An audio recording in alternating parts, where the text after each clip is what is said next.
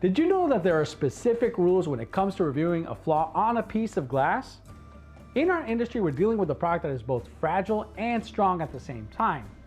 And due to its nature and its potential flaws, we can often have some pretty interesting arguments. In order to help with these arguments, our industry has created a set of rules and standards to help everyone get on the same page when you find something like a scratch or a chip or maybe some roller wave. But not all flaws are created equal, and understanding the nature of each flaw, and actually more importantly, the end use of the product, is crucial when deciding if it's good enough or not. And in certain situations, something like a scratch on a piece of glass that's on a canopy or a piece of spandrel, it would never be seen by the end user.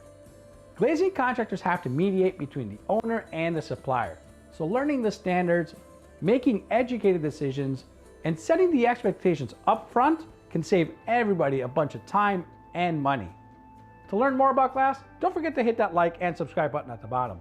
Thanks again for watching, and I'll see you in the next video.